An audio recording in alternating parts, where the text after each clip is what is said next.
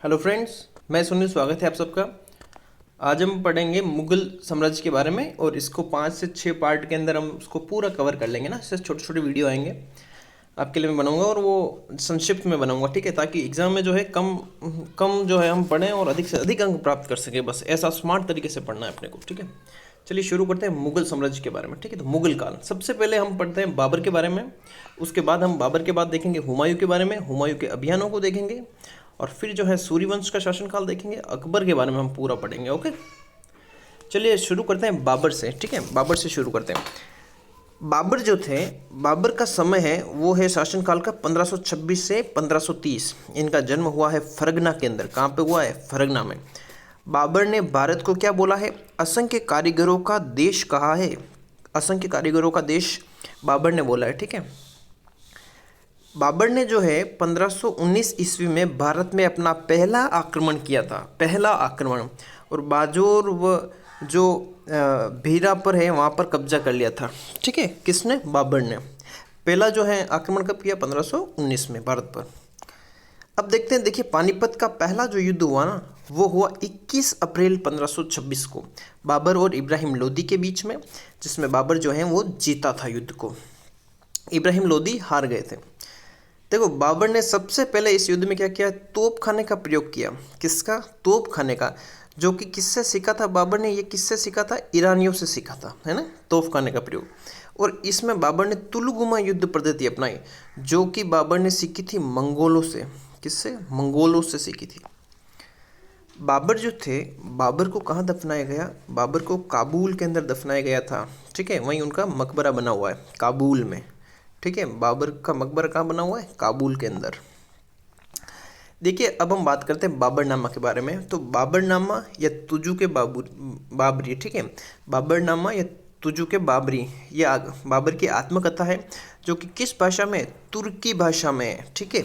बाबरनामा है किस भाषा का है ये? तो ये तुर्की भाषा में है। किस भाषा में? तुर्की। देखो, एक बात ध्यान रखना कि बाबर जो था ना, वो पितृपक्ष से तैमूर का वंशज था। किसका? तैमूर। और मातृपक्ष से चंगेज खां, ठीक है। पितृपक्ष से तैमूर और मातृपक्ष से चंगेज खां का वंशज था ये बाबर। अब हम देखते हैं हुमायूं के बारे में। बाबर हो गए, अब हम हुमायूं के बारे में देखते हैं। हुमायूं जो है, इनका शासनकाल देखो दो है, 1530 से 40 तक और 1555 से 56, ठीक है। 1530 से 40 और 1555 से 56, ठीक है। 2 बार ये बने थे शासक।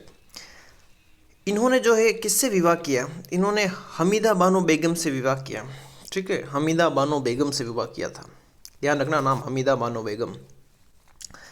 1556 में पुस्तकालय की सीढ़ियों से गिर जाने के कारण इनकी क्या हो गई? मृत्यु हो गई।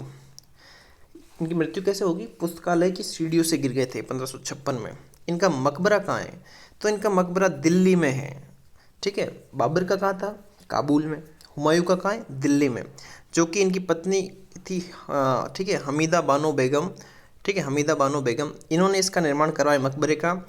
यहाँ लाल बलुआ पत्थर से निर्मित भारत की पहली इमारत है, ठीक है। प्रश्न पूछ ले कि लाल बलुआ पत्थर से निर्मित भारत की पहली इमारत कौन सी है, तब हम बताएंगे हुमायूं का मकबरा, जो कि हमीदा बानो बेगम ने बनवाया था, ठीक है।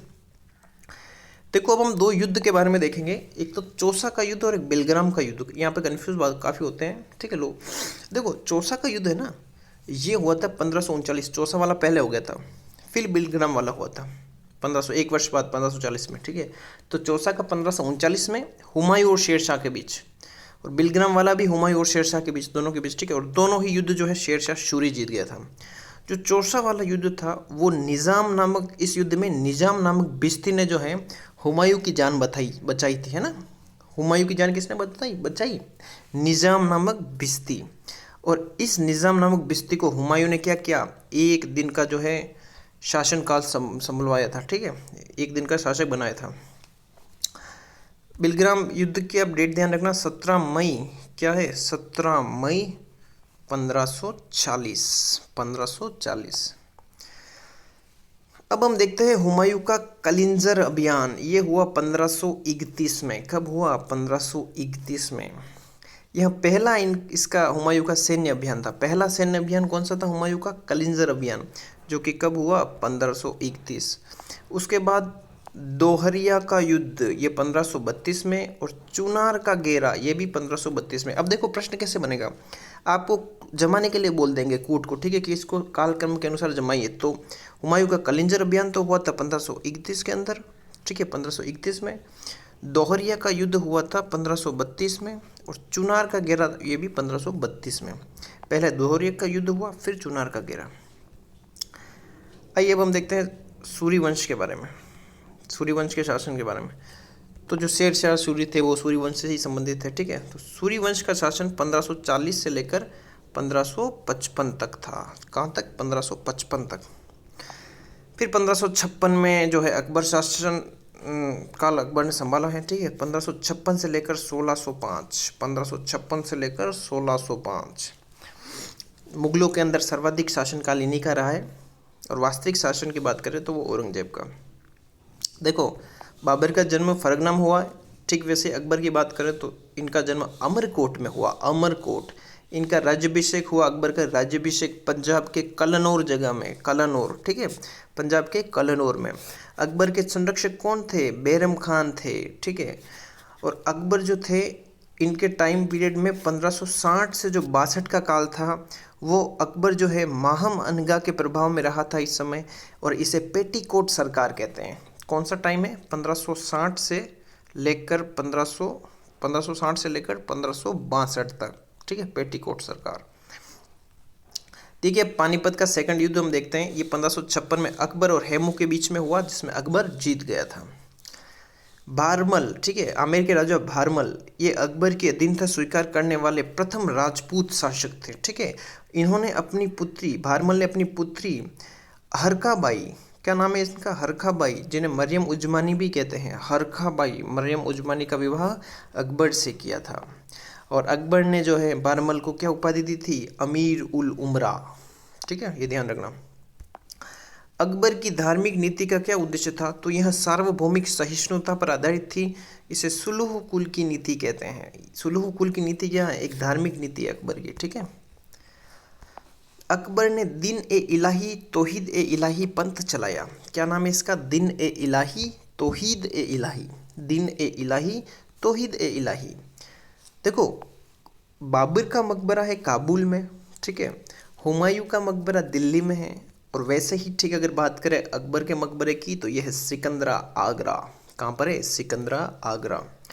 अकबर ने मुगल सम्राटों में सर्वाधिक अवधि तक शासन किया, लेकिन वास्तविक शासन की बात करें अगर मुगल काल में तो वो था औरंगजेब का।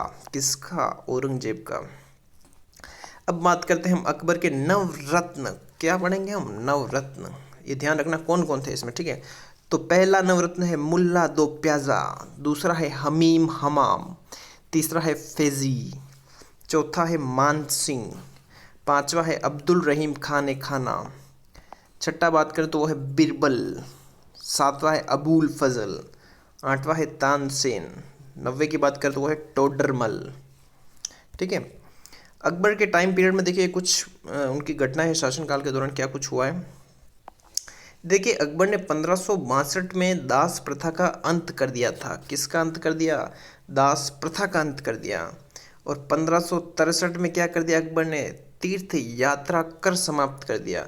62 में दास प्रथा का अंत, 63 में तीर्थ यात्रा कर समाप्त, और 1564 में जजिया कर समाप्त। देखो 62 में 1562 में दास प्रथा का अंत, 63 में तीर्थ यात्रा कर समाप्त, और 64 में जजिया कर समाप्त। और 1571 में जो है फतेहपुर सीकरी की इन्होंने स्थापना की थी, जो कि 1571 से लेकर 1585 तक क्या रही? इनकी राजधानी रही फतेहपुर सीकरी। 1573 में इन्होंने आगरा का किला बनवाया। कब? 1573 में। और 1575 में फतेहपुर सीकरी में इबादत खाना बनवाया था अकबर ने, इबादत खाना। 1583 के अंदर जो है नवीन एक कैलेंडर था इलाही संवत, वो अकबर ने चलाया, इलाही संवत। फतेहपुर सीकरी में अकबर ने बुलंद दरवाज़ा बनवाया था। बुलंद दरवाज़ा किसने बनवाया? अकबर ने। कहाँ पर? फतेहपुर सीकरी में। देखो अब मोस्ट इम्पोर्टेंट है आईने अकबरी, ठीक है। ये आईने अकबरी शब्द आप सुनते हुए क्या है? देखो जो अकबरनामा था, तो अकबरनामा 3 जिल्दों में था। जो इसका तीसरा जिल्द था, जो तीसरा खंड था, वो जो है तीसरा खंड आईने अकबरी कहलाता है। और ये जो है अबुल फजल की रचना है, ठीक है। आईन अकबरी किसकी रचना है? अबुल फजल की है। इसमें अकबर ने अपने साम्राज्य को 12 सूबों में बांटा था। कितने सूबों में? 12 सूबों में बांटा था अकबर ने अपने साम्राज्य को। किसमें? आईन अकबरी में। देखो जो अकबरनामा की 3 जिल्द हैं, अकबरनामा की जो 3 जिल्द है, अकबरनामा में जो है क्या है? इतिहास का वर्णन है, ठीक है। पहली वाली जिल्द में पूर्वजों का बयान है, दूसरी जिल्द में शासन काल की घटनाएं हैं, और तीसरी जिल्द जो आईन अकबरी है उसमें प्रशासन, सेना, राजस्व, घराने, ठीक है, घराने, इनका वर्णन है। तो ये हमने टॉपिक, इसका एक पहला पार्ट ये कंप्लीट हो चुका है, ठीक है। अगर ये वीडियो आपको अच्छा लगे तो इसको अधिक से अधिक शेयर करें। कोई भी डाउट हो तो कमेंट बॉक्स में पूछें और चैनल को सब्सक्राइब कर दें। धन्यवाद।